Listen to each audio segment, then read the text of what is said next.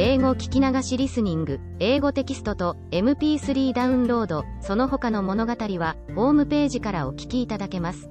88thpp.com 88thpp.com The Bluebird. Chapter 1. The Woodcutter's Cottage. Once upon a time, a woodcutter and his wife lived in their cottage on the edge of a large and ancient forest. They had 2 dear little children who met with a most wonderful adventure. But, before telling you all about it, I must describe the children to you and let you know something of their character, for, if they had not been so sweet and brave and plucky, the curious story which you are about to hear would never have happened at all. Tyltyl, that was our hero's name, was 10 years old, and Mytyl, his little sister, was only 6. Tyltyl was a fine, tall little fellow, stout and well set up, with curly black hair which was often in a tangle, for he was fond of a romp. He was a great favorite because of his smiling and good-tempered face and the bright look in his eyes, but, best of all, he had the ways of a bold and fearless little man, which showed the noble qualities of his heart. When, early in the morning, he trotted along the forest road by the side of his daddy, Tyl the woodcutter, for all his shabby clothes he looked so proud and gallant that every beautiful thing on the earth and in the sky seemed to lie in wait for him to smile upon him as he passed. His little sister was very different, but looked ever so sweet and pretty in her long frock, which Mummy kept neatly patched for her. She was as fair as her brother was dark, and her large timid eyes were blue as the forget-me-nots in the fields.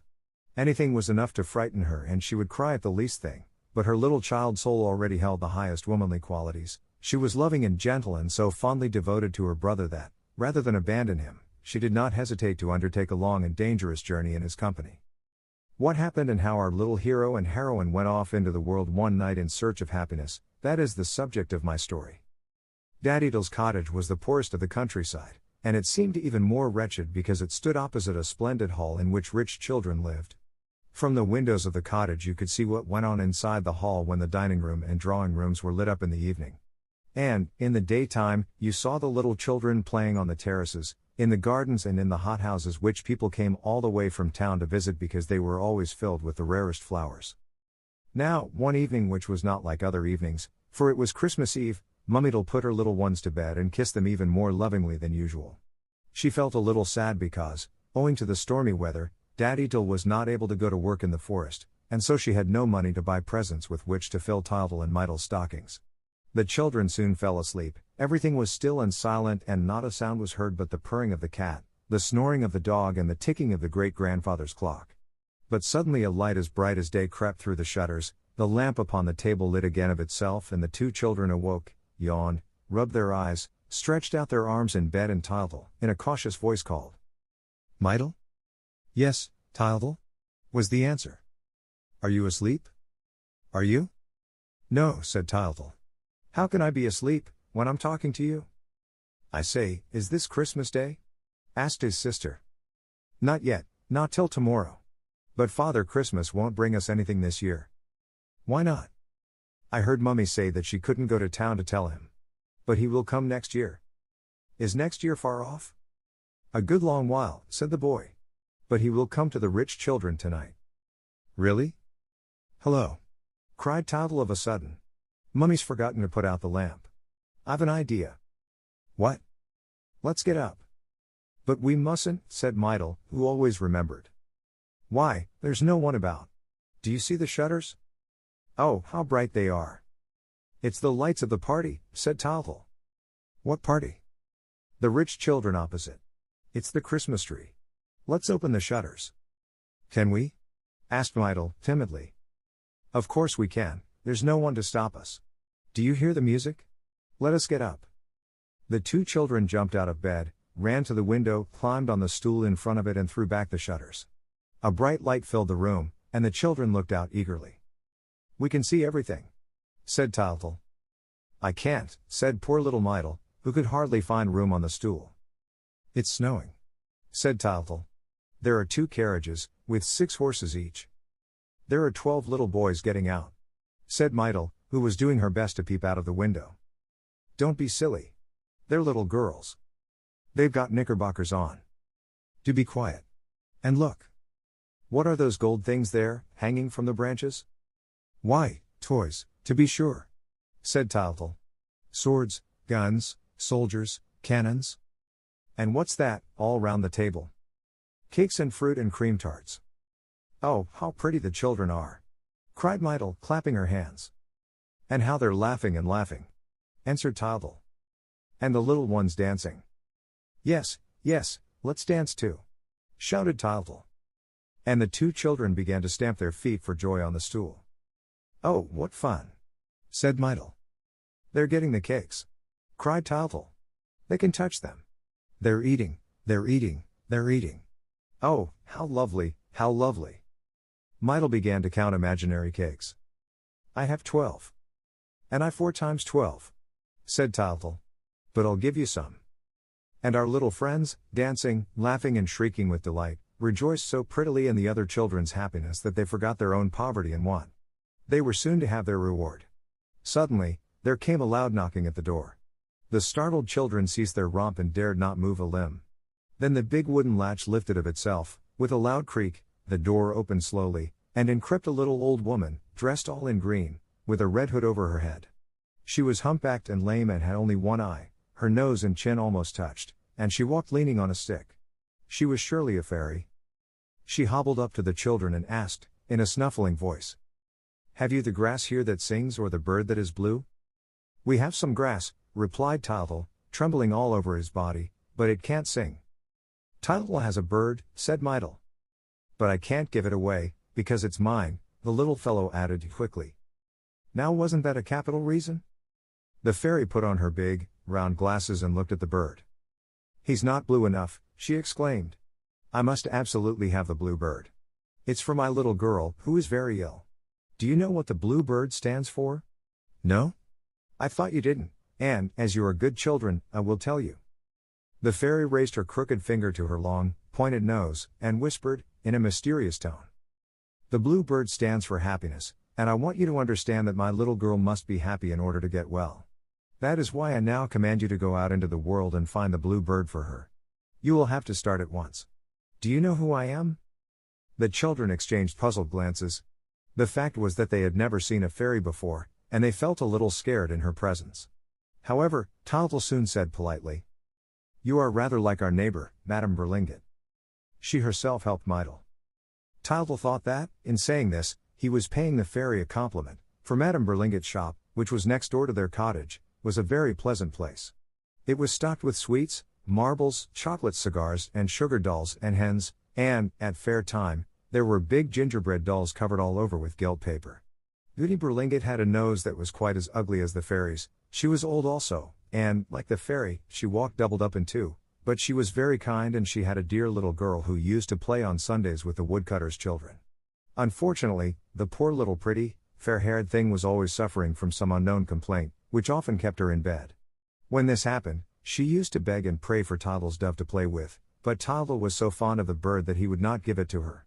All this, thought the little boy, was very like that which the fairy told him, and that was why he called her Berlingot. Much to his surprise, the fairy turned crimson with rage. It was a hobby of hers to be like nobody, because she was a fairy and able to change her appearance, from one moment to the next, as she pleased.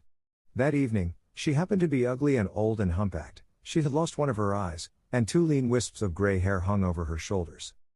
"What do I look like?" she asked Tyltyl. "Am I pretty or ugly? Old or young?" Her reason for asking these questions was to try the kindness of the little boy. He turned away his head and dared not say what he thought of her looks. Then she cried, "I am the fairy Berloon." "Oh, that's all right," answered Tyltyl, who, by this time, was shaking in every limb. This satisfied the fairy, and, as the children were still in their nightshirts, she told them to get dressed. She herself helped Mytyl and, while she did so, asked, "Where are your father and mother?" "In there," said Tyltyl, pointing to the door on the right. "They're asleep." "And your granddad and granny?" "They're dead." "And your little brothers and sisters? Have you any?" "Oh, yes, 3 little brothers," said Tyltyl. "And 4 little sisters," added Mytyl. "Where are they?" asked the fairy. "They are dead, too," answered Tyltyl. "Would you like to see them again?" "Oh, yes. At once. Show them to us." "I haven't them in my pocket," said the fairy. "But this is very lucky, you will see them when you go through the land of memory." It's on the way to the Blue Bird, just on the left, past the third turning. What were you doing when I knocked? We were playing at eating cakes, said Tiltle. Have you any cakes? Where are they? In the house of the rich children. Come and look, it's so lovely. And Tiltle dragged the fairy to the window. But it's the others who are eating them, said she. Yes, but we can see them eat, said Tiltle. Aren't you cross with them? What for? For eating all the cakes. I think it's very wrong of them not to give you any. Not at all, they're rich. I say, isn't it beautiful over there? It's just the same here, only you can't see. Yes, I can, said Tiltle. I have very good eyes. I can see the time on the church clock, and Daddy can't. The fairy suddenly grew angry. I tell you that you can't see, she said. And she grew angrier and angrier. As though it mattered about seeing the time on the church clock. Of course, the little boy was not blind, but, as he was kind-hearted and deserved to be happy, she wanted to teach him to see what is good and beautiful in all things. It was not an easy task, for she well knew that most people live and die without enjoying the happiness that lies all around them. Still, as she was a fairy, she was all-powerful, and so she decided to give him a little hat adorned with a magic diamond that would possess the extraordinary property of always showing him the truth, which would help him to see the inside of things and thus teach him that each of them has a life and an existence of its own, created to match and gladden ours. The fairy took the little hat from a great bag hanging by her side. It was green and had a white cockade, with the big diamond shining in the middle of it. Tiltle was beside himself with delight. The fairy explained to him how the diamond worked. By pressing the top, you saw the soul of things. If you gave it a little turn to the right, you discovered the past, and, when you turned it to the left, you beheld the future. Tiltle beamed all over his face and danced for joy, and then he at once became afraid of losing the little hat. Daddy will take it from me, he cried. No, said the fairy, for no one can see it as long as it's on your head. Will you try it? Yes, yes, cried the children, clapping their hands. The hat was no sooner on the little boy's head than a magic change came over everything. The old fairy turned into a young and beautiful princess, dressed all in silk and covered with sparkling jewels. The walls of the cottage became transparent and gleamed like precious stones, the humble deal furniture shone like marble. The two children ran from right to left clapping their hands and shouting with delight. Oh, how lovely, exclaimed Tiltle. And Myrtle, like the vain little thing she was, stood spellbound before the beauty of the fair princess dress. But further and much greater surprises were in store for them. Had not the fairy said that the things and the animals would come to life, talk and behave like everybody else? Lo and behold, suddenly the door of the grandfather's clock opened, the silence was filled with the sweetest music and 12 little daintily dressed and laughing dancers began to skip and spin all around the children. They are the hours of your life, said the fairy. May I dance with them? Asked Tiltle, gazing with admiration at those pretty creatures, who seemed to skim over the floor like birds. But just then he burst into a wild fit of laughter. Who was that funny fat fellow, all out of breath and covered with flour, who came struggling out of the bread pan and bowing to the children? It was Bread. Bread himself, taking advantage of the reign of liberty to go for a little walk on earth. He looked like a stout, comical old gentleman, his face was puffed out with dough, and his large hands, at the end of his thick arms, were not able to meet, when he laid them on his great, round stomach. He was dressed in a tight-fitting crust-colored suit, with stripes across the chest like those on the nice buttered rolls which we have for breakfast in the morning. On his head, just think of it. He wore an enormous bun, which made a funny sort of turban. He had hardly tumbled out of his pan, when other loaves just like him but smaller, followed after and began to frisk about with the hours, without giving a thought to the flour which they scattered over those pretty ladies and which wrapped them in great white clouds. It was a queer and charming dance, and the children were delighted. The hours waltzed with the loaves, the plates, joining in the fun, hopped up and down on the dresser, at the risk of falling off and smashing to pieces. The glasses in the cupboard clinked together, to drink the health of one and all. As to the forks, they chattered so loudly with the knives that you could not hear yourself speak for the noise. There is no knowing what would have happened if the din had lasted much longer. Daddy and Mummytle would certainly have waked up. Fortunately, when the romp was at its height, an enormous flame darted out of the chimney and filled the room with a great red glow, as though the house were on fire. Everybody bolted into the corners in dismay, while Tiltle and Myrtle, sobbing with fright, hid their heads under the good fairy's cloak. Don't be afraid, she said. It's only Fire, who has come to join in your fun. He is a good sort, but you had better not touch him, for he has a hot temper. Peeping anxiously through the beautiful gold lace that edged the fairy's cloak, the children saw a tall, red fellow looking at them and laughing at their fears. He was dressed in scarlet tights and spangles, from his shoulders hung silk scarves that were just like flames when he waved them with his long arms, and his hair stood up on his head in straight, flaring locks. He started flinging out his arms and legs and jumping round the room like a madman. Tyltyl, though feeling a little easier, dared not yet leave his refuge. Then the fairy Baraloon had a capital idea. She pointed her wand at the tap, and at once there appeared a young girl who wept like a regular fountain. It was water. She was very pretty, but she looked extremely sad, and she sang so sweetly that it was like the rippling of a spring. Her long hair, which fell to her feet, might have been made of seaweed. She had nothing on but her bedgown, but the water that streamed over her clothed her in shimmering colors. She hesitated at first and gave a glance around her, then, catching sight of fire still whirling about like a great madcap, she made an angry and indignant rush at him, spraying his face, splashing and wetting him with all her might. Fire flew into a rage and began to smoke. Nevertheless, as he found himself suddenly thwarted by his old enemy, he thought it wiser to retire to a corner. Water also beat a retreat, and it seemed as though peace would be restored once more. The two children, at last recovering from their alarm, were asking the fairy what was going to happen next, when a startling noise of breaking crockery made them look round towards the table. What a surprise! The milk jug lay on the floor, smashed into 1,000 fragments, and from the pieces rose a charming lady, who gave little screams of terror and clasped her hands and turned up her eyes with a beseeching glance. Tyltyl hastened to console her, for he at once knew that she was milk, and, as he was very fond of her, he gave her a good kiss. She was as fresh and pretty as a little dairymaid, and a delicious scent of hay came from her white frock all covered with cream. Meanwhile, Mytyl was watching the sugar loaf, which also seemed to be coming to life. Packed in its blue paper wrapper, on a shelf near the door, it was swaying from left to right and from right to left without any result. But at last a long thin arm was seen to come out, followed by a peaked head, which split the paper, and by another arm and 2 long legs that seemed never to end. Oh, you should have seen how funny Sugar looked, so funny, indeed, that the children could not help laughing in his face. And yet they would have liked to be civil to him, for they heard the fairy introducing him in these words. This, Tyltyl, is the soul of Sugar. His pockets are crammed with sugar and each of his fingers is a sugar stick. How wonderful to have a friend all made of sugar, off whom you can bite a piece whenever you feel inclined. Bo, wow, wow. Good morning.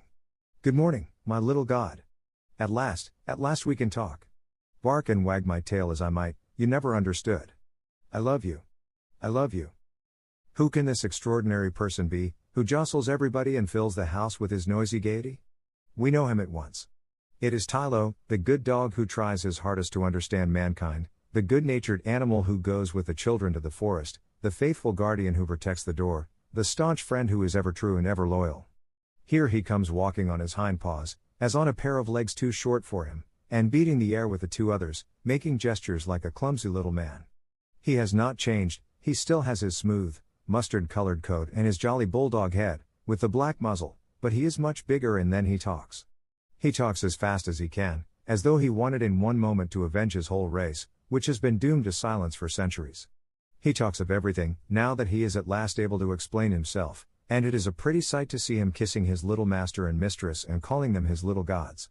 He sits up, he jumps about the room, knocking against the furniture, upsetting Mytyl with his big soft paws, lolling his tongue, wagging his tail and puffing and panting as though he were out hunting. We at once see his simple, generous nature. Persuaded of his own importance, he fancies that he alone is indispensable in the new world of things. After making all the fuss he wanted of the children, he started going the round of the company, distributing the attentions which he thought that none could do without. His joy, now set free, found vent without restraint, and, because he was the most loving of creatures, he would also have been the happiest, if, in becoming human, he had not, unfortunately, retained his little doggy failings. He was jealous. He was terribly jealous, and his heart felt a pang when he saw Tylette, the cat, coming to life in her turn and being petted and kissed by the children, just as he had been. Oh, he hated the cat. To bear the sight of her beside him, to see her always sharing in the affection of the family, that was the great sacrifice which fate demanded of him. He accepted it, however, without a word, because it pleased his little gods, and he went so far as to leave her alone. But he had had many a crime on his conscience because of her. Had he not, one evening, crept stealthily into Goody Berlinget's kitchen in order to throttle her old tomcat, who had never done him any harm? Had he not broken the back of the Persian cat at the hall opposite? Did he not sometimes go to town on purpose to hunt cats and put an end to them, all to wreak his spite? And now Tylette was going to talk, just like himself. Tylette would be his equal in the new world that was opening before him. Oh, there is no justice left on earth, was his bitter thought. There is no justice left. In the meantime, the cat, who had begun by washing herself and polishing her claws, calmly put out her paw to the little girl. She really was a very pretty cat, and, if our friend Tyla's jealousy had not been such an ugly feeling, we might almost have overlooked it for once. How could you fail to be attracted by Tylette's eyes, which were like topaz set in emeralds? How could you resist the pleasure of stroking the wonderful black velvet back? How could you not love her grace, her gentleness and the dignity of her poses? Smiling gently and speaking in well-chosen language, she said to Mydle, "Good morning, miss. How well you look this morning." And the children patted her like anything. Tylo kept watching the cat from the other end of the room. "Now that she's standing on her hind legs like a man," he muttered, "she looks just like the devil, with her pointed ears, her long tail and her dress as black as ink." And he could not help growling between his teeth. "She's also like the village chimney sweep," he went on, "whom I loathe and detest and whom I shall never take for a real man, whatever my little gods may say. It's lucky," he added, with a sigh, "that I know more about a good many things than they do." But suddenly, no longer able to master himself, he flew at the cat and shouted, with a loud laugh that was more like a roar, "I'm going to frighten Tylette. Bo, wow, wow." But the cat, who was dignified even when still an animal, now thought herself called to the loftiest destinies. She considered that the time had come to raise a tall barrier between herself and the dog, who had never been more than an ill-bred person in her eyes, and, stepping back in disdain, she just said, "Sir, I don't know you." Tylo gave a bound under the insult, whereupon the cat bristled up, twisting her whiskers under her little pink nose, for she was very proud of those two pale blotches which gave a special touch to her dark beauty, and then, arching her back and sticking up her tail, she hissed out, "FFT! FFT!" and stood stock still on the chest of drawers, like a dragon on the lid of a Chinese vase. Tyltle and Mydle screamed with laughter, but the quarrel would certainly have had a bad ending if, at that moment, a great thing had not happened. At 11 o'clock in the evening, in the middle of that winter's night, a great light, the light of the noonday sun glowing and dazzling, burst into the cottage. "Hello, there's daylight," said the little boy, who no longer knew what to make of things. "What will Daddy say?" But, before the fairy had time to set him right, Tyltle understood, and, full of wonderment, he knelt before the latest vision that bewitched his eyes. At the window, in the center of a great halo of sunshine, there rose slowly, like a tall golden sheaf, a maiden of surpassing loveliness. Gleaming veils covered her figure without hiding its beauty, her bare arms, stretched in the attitude of giving, seemed transparent, and her great clear eyes wrapped all upon whom they fell in a fond embrace. "It's the Queen," said Tyltle. "It's a fairy princess," cried Mydle, kneeling beside her brother. "No, my children," said the fairy. "It is Light." Smiling, Light stepped towards the two little ones. She, the light of heaven, the strength and beauty of the earth, was proud of the humble mission entrusted to her. She, never before held captive, living in space and bestowing her bounty upon all alike, consented to be confined, for a brief spell, within a human shape, so as to lead the children out into the world and teach them to know that other light, the light of the mind, which we never see, but which helps us to see all things that are. "It is Light!" exclaimed the things and the animals, and, as they all loved her, they began to dance around her with cries of pleasure. Tyltle and Mydle capered with joy. Never had they pictured so amusing and so pretty a party, and they shouted louder than all the rest. Then what was bound to happen came. Suddenly, 3 knocks were heard against the wall, loud enough to throw the house down. It was Daddy Tyl, who had been waked up by the din and who was now threatening to come and put a stop to it. "Turn the diamond!" cried the fairy to Tyltle. Our hero hastened to obey, but he had not the knack of it yet. Besides, his hand shook at the thought that his father was coming. In fact, he was so awkward that he nearly broke the works. "Not so quick, not so quick," said the fairy. "Oh dear, you've turned it too briskly, they will not have time to resume their places and we shall have a lot of bother." There was a general stampede. The walls of the cottage lost their splendor. All ran hither and thither, to return to their proper shape. Fire could not find his chimney, Water ran about looking for her tap, Sugar stood moaning in front of his torn wrapper, and Bread, the biggest of the loaves, was unable to squeeze into his pan, in which the other loaves had jumped higgledy-piggledy, taking up all the room. As for the dog, he had grown too large for the hole in his kennel, and the cat also could not get into her basket. The hours alone, who were accustomed always to run faster than man wished, had slipped back into the clock without delay.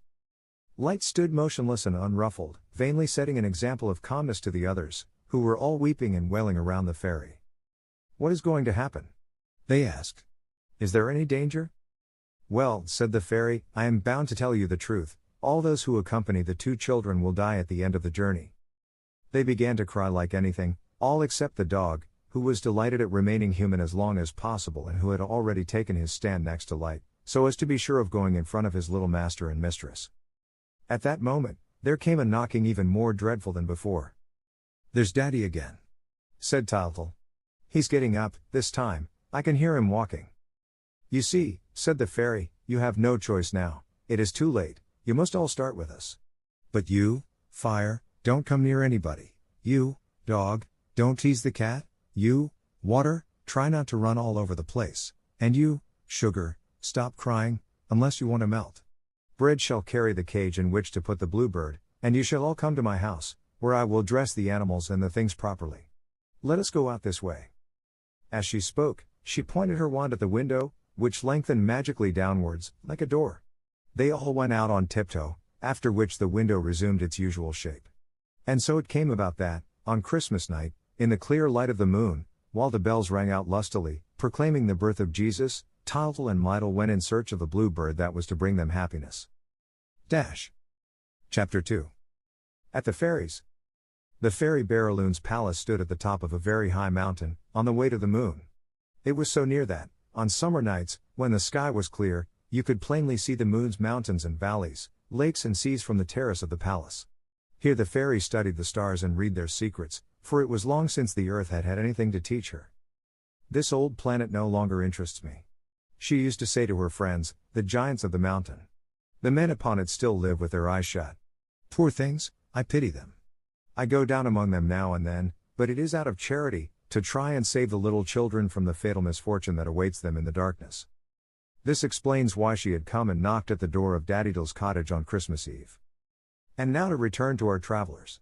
They had hardly reached the highroad, when the fairy remembered that they could not walk like that through the village, which was still lit up because of the feast. But her store of knowledge was so great that all her wishes were fulfilled at once. She pressed lightly on Tiltle's head and willed that they should all be carried by magic to her palace. Then and there, a cloud of fireflies surrounded our companions and wafted them gently towards the sky. They were at the fairy's palace before they had recovered from their surprise. "Follow me," she said, and led them through chambers and passages all in gold and silver. They stopped in a large room surrounded with mirrors on every side and containing an enormous wardrobe with light creeping through its chinks. The fairy Barraloon took a diamond key from her pocket and opened the wardrobe. One cry of amazement burst from every throat. Precious stuffs were seen piled one on the top of the other, mantles covered with gems, dresses of every sort in every country, pearl coronets, emerald necklaces, ruby bracelets. Never had the children beheld such riches.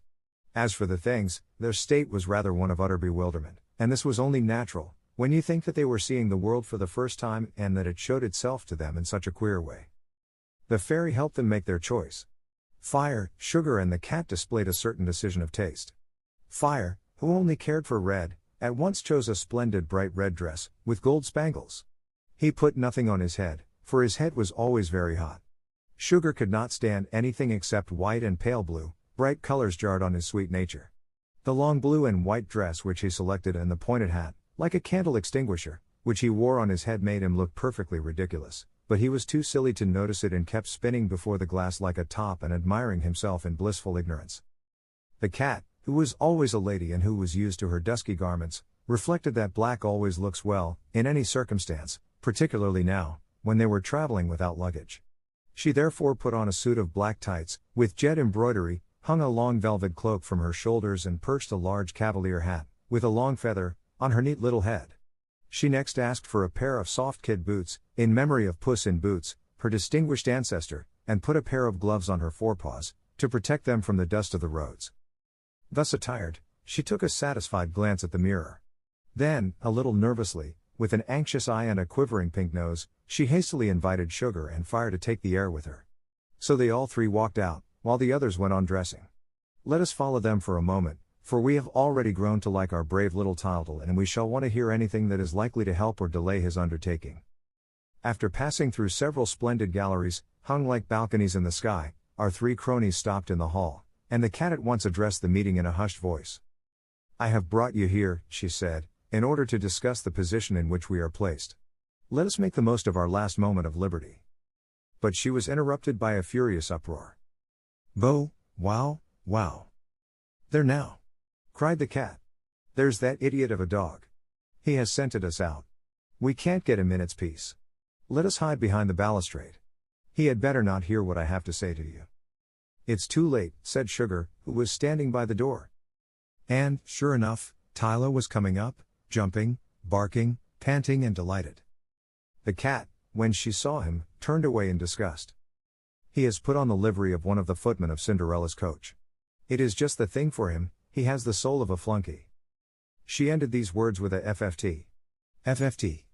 And, stroking her whiskers, took up her stand, with a defiant air, between Sugar and Fire. The good dog did not see her little game. He was wholly wrapped up in the pleasure of being gorgeously arrayed, and he danced round and round. It was really funny to see his velvet coat whirling like a merry-go-round, with the skirts opening every now and then and showing his little stumpy tail, which was all the more expressive as it had to express itself very briefly. For I need hardly tell you that Tylo, like every well-bred bulldog, had had his tail and his ears cropped as a puppy. Poor fellow, he had long envied the tails of his brother dogs, which allowed them to use a much larger and more varied vocabulary. But physical deficiencies and the hardships of fortune strengthen our innermost qualities. Tylo's soul, having no outward means of expressing itself, had only gained through silence, and his look, which was always filled with love, had become very eloquent. Today his big dark eyes glistened with delight. He had suddenly changed into a man. He was all over magnificent clothes, and he was about to perform a grand errand across the world in company with the gods. "There," he said. "There. Aren't we fine? Just look at this lace and embroidery. It's real gold and no mistake."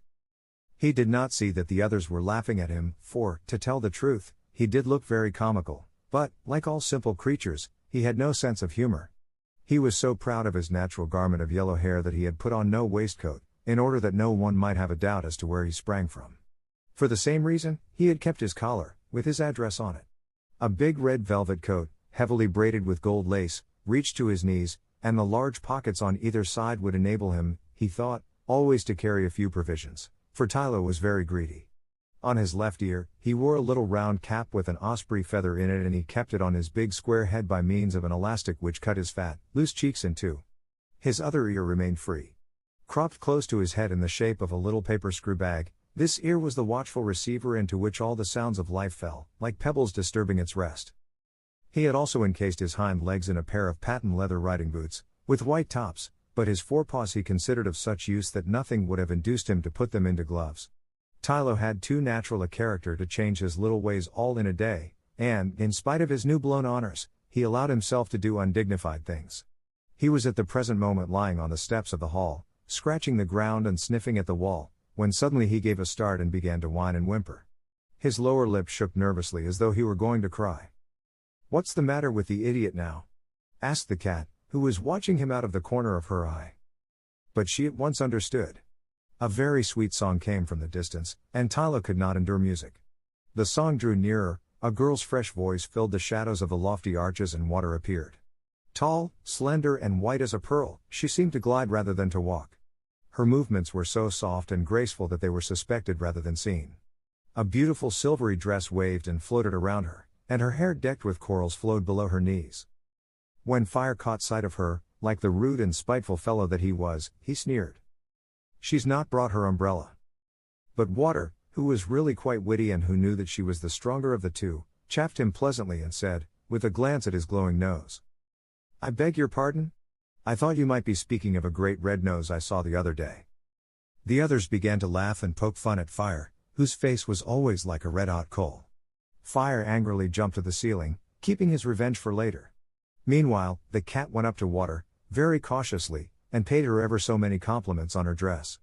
I need hardly tell you that she did not mean a word of it, but she wished to be friendly with everybody, for she wanted their votes, to carry out her plan, and she was anxious at not seeing Bread, because she did not want to speak before the meeting was complete. "What can he be doing?" she mewed. time after time. He was making an endless fuss about choosing his dress, said the dog. At last, he decided in favor of a Turkish robe, with a scimitar and a turban. They all looked at her with a bewildered air. They understood that it was a solemn moment. The words were not out of his mouth, when a shapeless and ridiculous bulk, clad in all the colors of the rainbow, came and blocked the narrow door of the hall. It was the enormous stomach of Bread, who filled the whole opening.